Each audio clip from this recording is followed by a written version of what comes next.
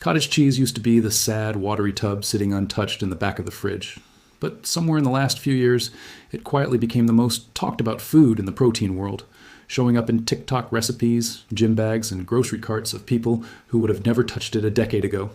And that sudden popularity is exactly why it's worth stopping and asking what you're actually eating when you peel back that foil lid, because not every tub labeled cottage cheese is created equal, and the differences between brands are bigger than most people realize. On paper, cottage cheese sounds like one of the simplest foods on the shelf.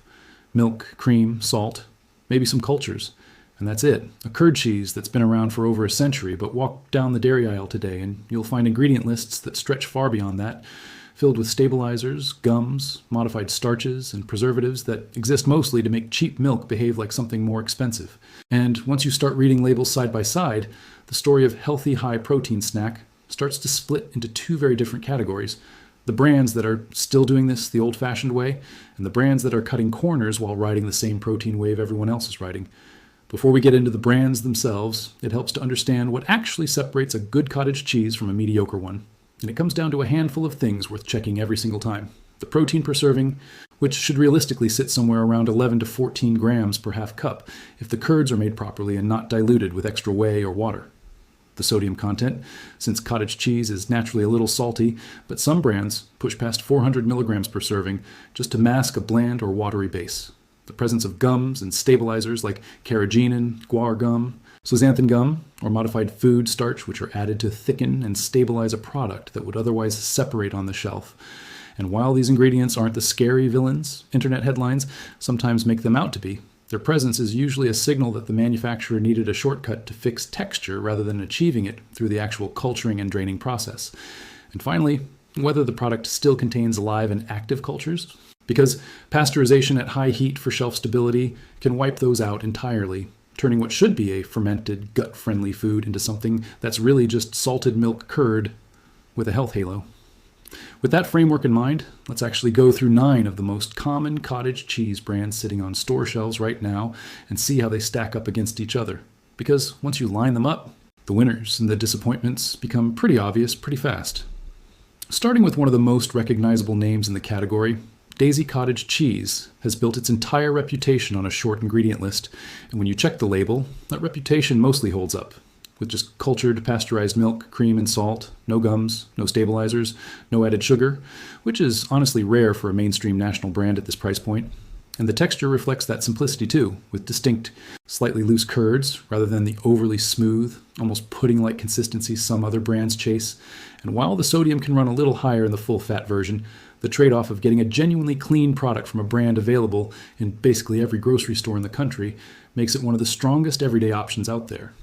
Then there's Good Culture, a newer brand that built its entire marketing identity around the live culture angle, and to its credit, it does deliver on that promise. Since most of its lineup skips the gums and stabilizers entirely and leans on real fermentation for both flavor and texture. Protein numbers are competitive, often landing in that 13 to 14 gram range per serving, and the ingredient list stays refreshingly short, though it's worth noting the price tag runs noticeably higher than the legacy grocery store brands. Which makes sense given the sourcing claims, but is still worth factoring in if you're comparing value rather than just ingredients. Moving to Breakstones, which has been a fixture in dairy cases for generations, the story gets a little more mixed because while the base ingredients are still relatively simple, several of their varieties do include stabilizers like guar gum or carrageenan, depending on the specific product line. The protein content is solid and comparable to the cleaner brands, but the presence of added thickeners puts it a notch below the truly minimal ingredient options, even if it's still far from the worst offender on this list. Friendship Dairies is another long-running name, and it tends to split the difference too, offering a small curd style that's popular for its texture, but again leaning on stabilizers in several of its products to keep that consistency uniform from batch to batch, which isn't inherently dangerous, but does mean you're paying for a manufactured texture rather than one that developed naturally through the culturing process, and shoppers looking for the cleanest possible label will want to check the specific variety rather than assuming the whole line is stabilizer-free. Hood, a regional but still widely distributed brand, especially in the Northeast, follows a similar pattern to several of the mid-tier options here. Decent protein, reasonable sodium, but a handful of added gums show up depending on which product you grab off the shelf, making it a perfectly fine option, but not one that stands out as exceptional in either direction.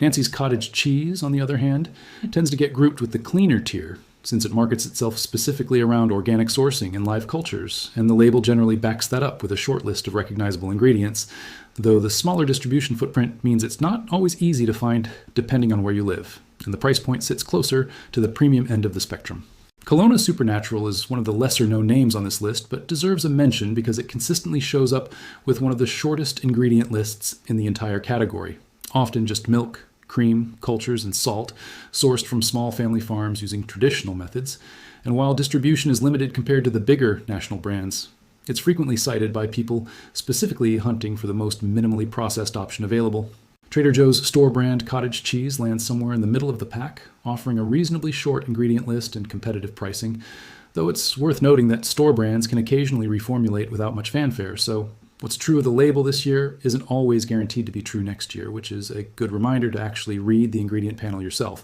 rather than relying purely on brand reputation. And finally, rounding out the list, many of the larger conventional supermarket store brands, the ones sitting in the yellow or generic packaging next to the name brands, tend to be where the most stabilizers, added sugars, and higher sodium counts show up, since these products are often formulated to hit an aggressive price point, and that usually means leaning harder on thickeners and preservatives to stretch cheaper milk into something with an acceptable shelf life and texture, which doesn't necessarily make them unsafe, but does make them the least nutritionally efficient choice on this entire list when you're comparing grams of real protein and cultures against the length and complexity of the ingredient panel.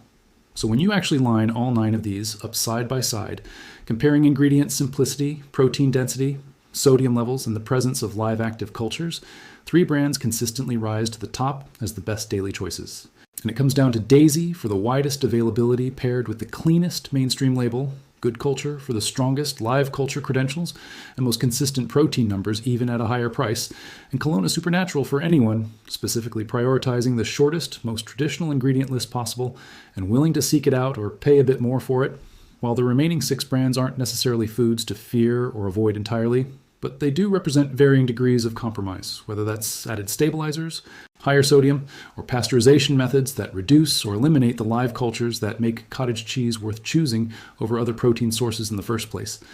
The bigger takeaway here isn't really about villainizing any specific company, because most of these brands are operating well within food safety regulations, and none of this is about hidden dangers lurking in your fridge. It's about recognizing that high protein and healthy have become marketing shortcuts that don't always match what's actually happening on the ingredient label. And the only real way to know what you're eating is to flip the container over and read it yourself. Because the same shelf, the same price range, and the same nutrition facts panel can be hiding wildly different ingredient philosophies, depending on which brand you grab. And once you know what to look for, sodium levels, added gums, live cultures, and protein density, choosing the right cottage, cheese stops being a guessing game and becomes a 5-second label check every time you're standing in that dairy aisle.